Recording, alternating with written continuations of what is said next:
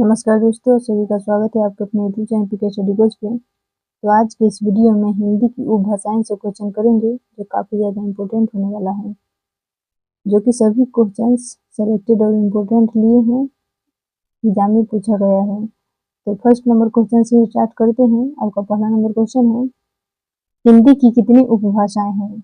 Option है 2, 3, 4, 5। इसका सही जवाब है ऑप्शन नंबर डी, 5 उपभाषा है। और कौन कौन सी है तो देखिए डिस्कशन में देख लेते हैं। हिंदी की 5 उपभाषाएं हैं जिनकी बोलियां इस प्रकार है। पश्चिमी हिंदी है, उनकी है खड़ी बोली हरियाणवी, दक्षिणी, ब्रजभाषा, बुंदेली, कनौजी। उसके बाद है राजस्थानी हिंदी, इसका है मारवाड़ी, जयपुरी, मेवाती, मालवी। पूर्वी हिंदी का है अवधी, बघेली, छत्तीसगढ़ी। इसको शॉर्ट में याद कर सकते हैं। पूर्वी हिंदी का ABC, ए से अवधी, बी से बघेली और सी से छत्तीसगढ़ी। उसके बाद है बिहारी हिंदी का है भोजपुरी, मगही, मैथिली। इसको शॉर्ट में याद करने का ट्रिक है MMB, मगही, मैथिली और भोजपुरी। उसके बाद देखिए पहाड़ी हिंदी का हो गया कुमाऊनी, गढ़वाली। नेक्स्ट क्वेश्चन देखिए, मेवाती किस उपभाषा वर्ग की बोली है? ऑप्शन है पूर्वी हिंदी, राजस्थानी हिंदी, बिहारी हिंदी, पहाड़ी हिंदी। इसका सही जवाब है option number B, Rajasthani Hindi. Mewati Rajasthani उपभाषा की वर्ग की बोली है। मेवाती को उत्तरी राजस्थानी भी कहते हैं। राजस्थानी उपभाषा के अंतर्गत पश्चिमी राजस्थानी में मारवाड़ी, पूर्वी राजस्थानी में जयपुरी और उत्तरी राजस्थानी में मेवाती और दक्षिणी राजस्थानी में मालवी है। उत्तरी राजस्थान में इसका क्षेत्र अलवर, भरतपुर तथा आसपास के क्षेत्र है। मेव जाति के इलाके मेवात के नाम पर इसे मेवाती कहते हैं। कुछ अन्य महत्वपूर्ण तथ्य हैं। पूर्वी हिंदी के अंतर्गत अवधी, बघेली एवं छत्तीसगढ़ी। बिहारी हिंदी के अंतर्गत भोजपुरी, मैथिली, मगही तथा पहाड़ी हिंदी के अंतर्गत पहाड़ी बोलियां गढ़वाली, कुमाऊनी और नेपाली आती है। बघेल राजपूतों के आधार पर रीवा तथा आसपास का इलाका बघेलखंड कहलाता है और वहां की बोली को बघेली कहते हैं। बघेली का उद्भव अर्धमागधी अपभ्रंश के ही एक क्षेत्रीय रूप से हुआ है। इसका क्षेत्र रीवा, नागौर, शहडोल, सतना, मैहर तथा आसपास के क्षेत्र है। कुछ अपवादों का छोड़कर बघेली में केवल लोक साहित्य है। नेक्स्ट क्वेश्चन देखिए, अवधी किस उपभाषा वर्ग की बोली है? ऑप्शन है पश्चिमी हिंदी, पूर्वी हिंदी, बिहारी हिंदी, राजस्थानी हिंदी। इसका सही जवाब है ऑप्शन नंबर बी, पूर्वी हिंदी। पूर्वी हिंदी का होता है अवधी, बघेली और छत्तीसगढ़ी, इसीलिए है अवधी किस उपभाषा है तो पूर्वी हिंदी का। नेक्स्ट क्वेश्चन देखिए, छत्तीसगढ़ी बोली हिंदी के किस उपभाषा वर्ग के अंतर्गत आती है? तो पश्चिमी हिंदी, पूर्वी हिंदी, बिहारी हिंदी और पहाड़ी हिंदी। तो इसका सही जवाब हुआ ऑप्शन नंबर बी में दिया हुआ है पूर्वी हिंदी। पूर्वी हिंदी। नेक्स्ट क्वेश्चन देखिए, बघेली हिंदी के किस उपभाषा वर्ग की बोली है? ऑप्शन है पूर्वी हिंदी, पश्चिमी हिंदी, राजस्थानी हिंदी, बिहारी हिंदी। इसका सही जवाब है ऑप्शन नंबर ए, पूर्वी हिंदी। इसको शॉर्ट में पूर्वी हिंदी को शॉर्ट में याद करने की ट्रिक है ए, बी और सी। ए, बी और सी। ए से हो गया अवधी, बी से बघेली और सी से छत्तीसगढ़ी। नेक्स्ट क्वेश्चन देखिए, बघेली बोली का संबंध किस उपभाषा से है? ऑप्शन है राजस्थानी, पूर्वी हिंदी, बिहारी, पश्चिमी हिंदी। इसका सही जवाब है ऑप्शन नंबर बी, पूर्वी हिंदी। नेक्स्ट क्वेश्चन है, पोवाड़ी इनमें से किस बोली से संबंधित है? ऑप्शन है ब्रज, खड़ी बोली, बुंदेली, अवधी। इसका सही जवाब है option number C, Bundeli.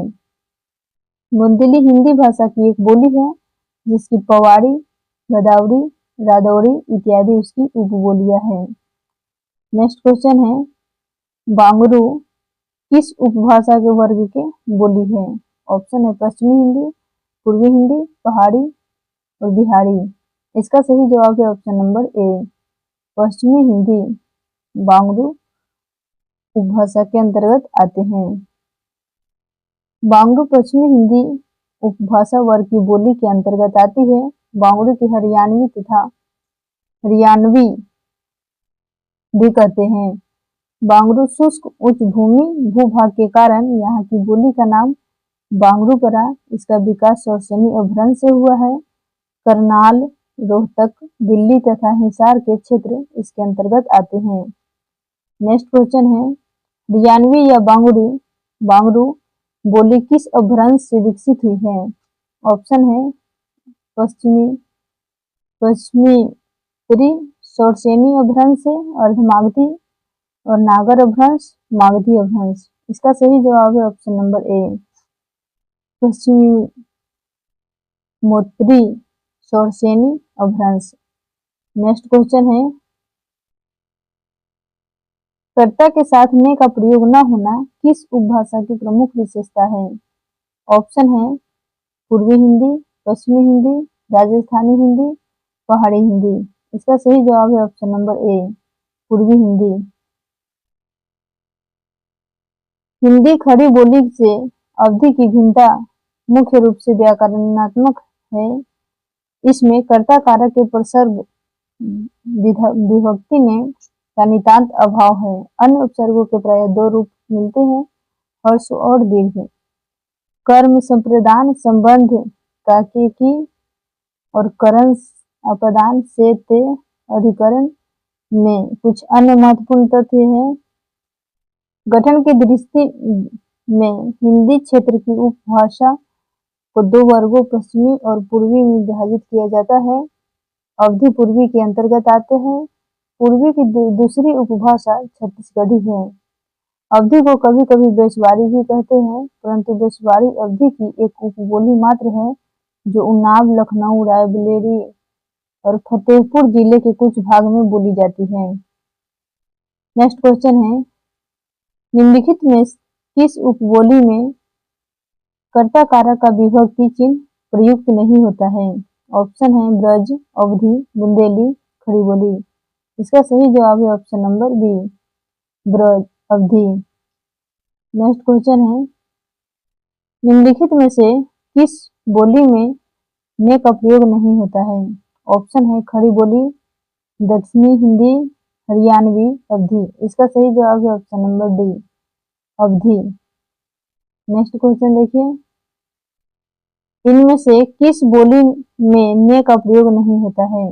Option है कोरवी, अवधी, हरियाणवी, मालवी। इसका सही जवाब है ऑप्शन नंबर बी, अवधी। नेक्स्ट क्वेश्चन है, निम्नलिखित में से किस बोली में उत्तम पुरुष बहुवचन हम का प्रयोग उत्तम पुरुष एक वचन मैं के अर्थ में किया जाता है? ऑप्शन है ब्रज, अवधी, बांगरू, खड़ी बोली। इसका सही जवाब है ऑप्शन नंबर बी, अवधी। अवधि में उत्तम पुरुष बहुवचन हम का प्रयोग उत्तम पुरुष एक वचन मैं के अर्थ में प्रयुक्त किया जाता है। नेक्स्ट क्वेश्चन है, गेल, भयल आदि किस बोली की किस तरह की क्रिया है? ऑप्शन है भोजपुरी भूतकालिक, अवधी वर्तमान कालिक, ब्रजभाषा भूतकालिक, बुंदेली भविष्यकालिक। इसका सही जवाब है ऑप्शन नंबर ए, भोजपुरी भूतकालिक। नेक्स्ट टॉपिक है हिंदी की बोलियां। इनमें से कौन सी ध्वनि अवधि में नहीं है? ऑप्शन है न, क, न और न, म। इसका सही जवाब है ऑप्शन नंबर बी, न, जो कि अवधि में नहीं है। अवधि में संस्कृत मूर्धन्य संघर्षी स का ख और तालव्य स का स रूप उच्चारण होता है तथा न को न में बदल जाती है, जैसे वेश भूख शीतल शीतल, रावण रावण, हर्ष हरख, वान वान इत्यादि। अवधि में लक ध्वनि प्रायः र हो जाती है, कभी र ध्वनि भी र हो जाती है, जैसे तलवार के तरवाड़ी, डाल के डाड़ी, लड़का के लड़िका, पकड़ के पकड़ी इत्यादि। नेक्स्ट क्वेश्चन देखिए, प्रसन्नता शब्द में कौन सी ध्वनि है? ऑप्शन है यू संयुक्त ध्वनि, संपृक्त ध्वनि, युग्मक ध्वनि, उपयुक्त में से कोई नहीं। इसका सही जवाब है ऑप्शन नंबर सी, युग्मक ध्वनि। जब एक ही ध्वनि का द्वित्व हो जाए वह युग्मक ध्वनि कहलाती है, जैसे अक्षुण्ण, उत्फुल्ल, दिक्कत, प्रसन्नता आदि। एक ध्वनि जब दो या व्यंजनों से संयुक्त होती है तो वह संपृक्त ध्वनि कहलाती है, जैसे संबल, कंपन इत्यादि। यहाँ पर स और ब ध्वनियों के साथ म ध्वनि तथा क और प ध्वनियों के साथ म ध्वनि संयुक्त हुई है। दो या दो से अधिक व्यंजन ध्वनियों परस्पर संयुक्त होकर जब एक स्वर के सहारे बोली जाती है तो संयुक्त ध्वनियां कहलाती है, जैसे प्राण, घ्राण, क्लांत, म्लान, प्रकर्ष इत्यादि। संयुक्त ध्वनियां अधिकतर तत्सम शब्दों में मिलती है। नेक्स्ट क्वेश्चन है, स्वर ध्वनि के प्रकार है। ऑप्शन है दीर्घ, प्लुत, ह्रस्व, उपयुक्त तीनों। इसका सही जवाब है ऑप्शन नंबर डी, उपयुक्त तीनों। स्वर के तीन भेद होते हैं, ह्रस्व, दीर्घ और प्लुत स्वर। ह्रस्व किसको कहते हैं? जिन स्वरों के उच्चारण में अपेक्षाकृत कम समय लगता है वे हर्ष कहलाते हैं। इन्हें एक मात्रिक भी कहा जाता है। इनकी संख्या 4 है, अ, ई, उ और री। दीर्घ स्वर, जिन स्वरों के उच्चारण में मूल स्वर से दोगुना समय लगता है वे दीर्घ स्वर कहलाते हैं। इनकी संख्या 7 है, आ, ई, उ, ए, ऐ, ओ और औ। इन्हें द्विमात्रिक कहा जाता है। और प्लुत स्वर हैं, जिन स्वरों के उच्चारण में मूल स्वर से 3 गुना समय लगता है उसे प्लुत स्वर कहलाते हैं। ये प्रायः दूर से पुकारने के लिए प्रयुक्त होता है, इसीलिए उच्चारण की स्पष्टता के लिए इसके आगे लगा दिया जाता है। इसका तात्पर्य 3 गुना समय इन्हें त्रिमात्रिक कहा जाता है, जैसे ओम, हे रामम आदि। इन सभी स्वरों का अनुनासिक उच्चारण भी होता है, जैसे अंग, अंग, इंग, इंग, एंग, उंग, ओ इत्यादि। नेक्स्ट क्वेश्चन देखिए, स्वरों के उच्चारण में लगने वाले समय को क्या कहते हैं? ऑप्शन है मात्रा, अनुस्वार, ह्रस्व, प्लुत। इसका सही जवाब है ऑप्शन नंबर ए, मात्रा। स्वरों के उच्चारण में लगने वाले समय को मात्रा कहते हैं। मात्रा या उच्चारण के आधार पर यह 3 प्रकार के होते हैं, ह्रस्व स्वर, दीर्घ स्वर तथा प्लुत स्वर। जिनके उच्चारण में कम समय एक मात्रा का समय लगता है उसे ह्रस्व स्वर, जिनके उच्चारण में हर स्वर से अधिक समय लगता है, 2 मात्रा का समय लगता है, उसे दीर्घ स्वर, तथा जिनके उच्चारण में दीर्घ से भी ज्यादा अधिक समय लगता है उसे प्लुत स्वर कहते हैं। किसी को पुकारने या नाटक के संवादों में मंचन के लिए इसका प्रयोग किया जाता है। नेक्स्ट क्वेश्चन देखिए, सही कथन को चुनना है। ऑप्शन है य व ध्वनियां अर्धस्वर कहलाती है। बी में है व्यंजन का उच्चारण बिना स्वर की सहायता से हो सकता है। और सी में है अवधेश का विग्रह अवजोरधेश होता है। और डी में है हिंदी में व्यंजनों की संख्या 60 है। तो सही कथन चुनना है। इसका सही जवाब है ऑप्शन नंबर ए, य और व की ध्वनियां अर्धस्वर कहलाती है। नेक्स्ट क्वेश्चन देखिए, इनमें से अंतस्थ वर्ण है। ऑप्शन है व, त, य और औ। इसका सही जवाब है ऑप्शन नंबर ए, व। नेक्स्ट क्वेश्चन है, इनमें से कौन सी ध्वनि अंतस्थ नहीं है। ऑप्शन है व, ब, र, ल। इसका सही जवाब है ऑप्शन नंबर बी, ब।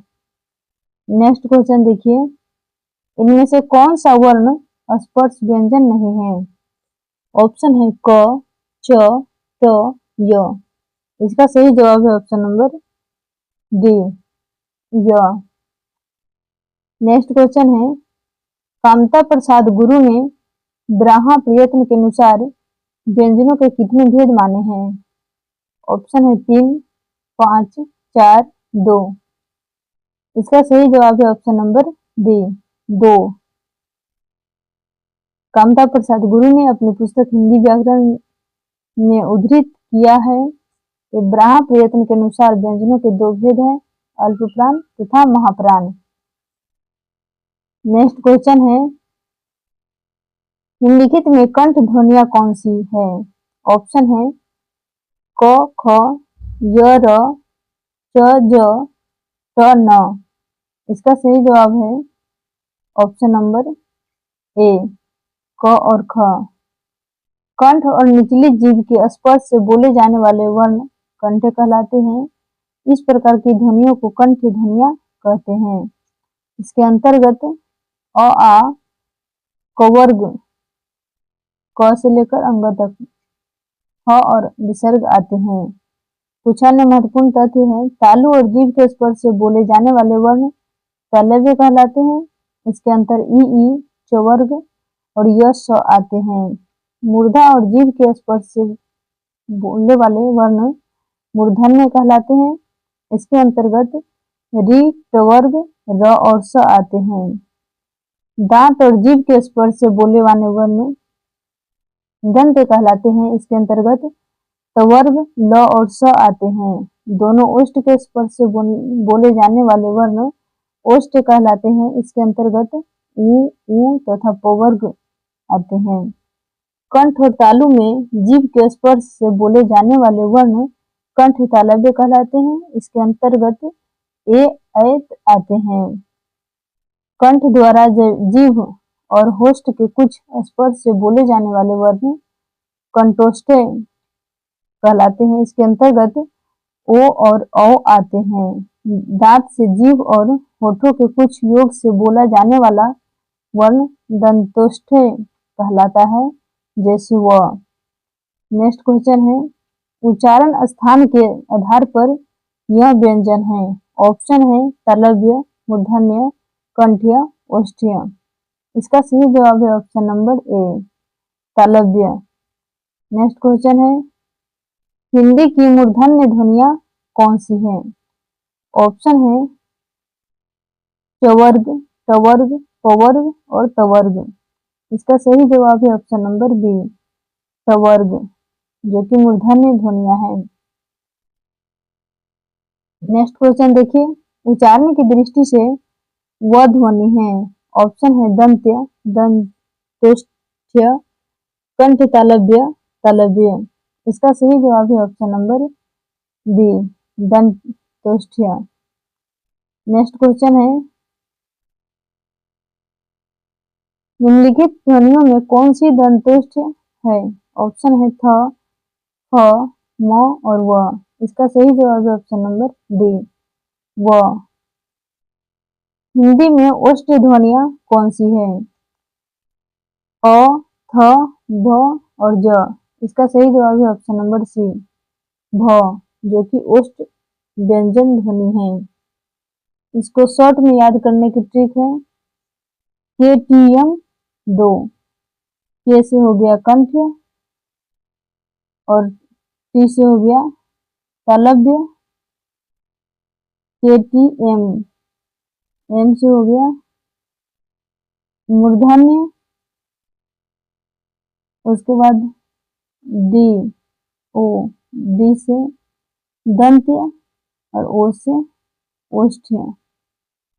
केटीएम दो, दो, इस शॉर्ट में याद कर सकते हैं। नेक्स्ट क्वेश्चन देखिए,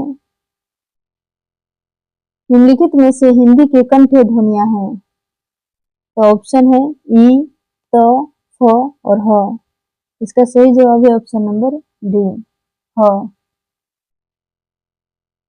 निम्नलिखित में ओष्ठ ध्वनियां नहीं हैं। ऑप्शन है च में, प में, भ में और म में। इसका सही जवाब है ऑप्शन नंबर ए, च में ओष्ठ ध्वनि नहीं है। नेक्स्ट क्वेश्चन है, द ध्वनि का उच्चारण स्थान के आधार पर होता है। ऑप्शन है तालव्य, दंत्य, कंठ्य, ओष्ठ्य। इसका सही जवाब है ऑप्शन नंबर बी, दंत्य। नेक्स्ट क्वेश्चन है, निम्नलिखित में से कौन मूर्धन्य ध्वनि नहीं है। ऑप्शन है टवर, ह, ड, ढ, र। इसका सही जवाब है ऑप्शन नंबर डी, जो मूर्धन्य ध्वनि नहीं है, ड। नेक्स्ट क्वेश्चन है, ओ औ किस प्रकार के वर्ण हैं। ऑप्शन है तालव्य, मूर्धन्य, दंतोष्ठ्य, कंठोष्ठ्य। इसका सही जवाब है ऑप्शन नंबर डी, कंठोष्ठ्य। नेक्स्ट क्वेश्चन है, हिंदी की स ध्वनि है। ऑप्शन है मूर्धन्य, तालव्य, दंत, ओष्ठ्य। इसका सही जवाब है ऑप्शन नंबर बी, तालव्य। नेक्स्ट देखिए, निम्नलिखित में से दंत ध्वनि है। क, छ, त और प। इसका सही जवाब है ऑप्शन नंबर सी, त, जो कि दंत ध्वनि है। हिंदी की ब ध्वनि है। ऑप्शन है दंत ध्वनि, ओष्ठ ध्वनि, मूर्धन्य ध्वनि, तालव्य ध्वनि। इसका सही जवाब है ऑप्शन नंबर बी, ओष्ठ ध्वनि। नेक्स्ट क्वेश्चन है, र और ध, ध्वनि के विषय में कौन सा कथन शुद्ध है। ऑप्शन है ए, ये तालव्य ध्वनि है, बी में है मूर्धन्य उत्क्षिप्त ध्वनि है और सी में है इनका प्रयोग शब्द के आरंभ, मध्य तथा अंत में यानी कि सर्वर्थ किया जाता है। और डी में है दोनों महाप्राण है। इसका सही जवाब है ऑप्शन नंबर बी, ये मूर्धन्य उत्क्षिप्त ध्वनियां हैं। नेक्स्ट क्वेश्चन है, हिंदी के उग्र अवृताकार संवृत ध्वनि है। ऑप्शन है अ, ई, आ और ए। इसका सही जवाब है ऑप्शन नंबर बी, ई।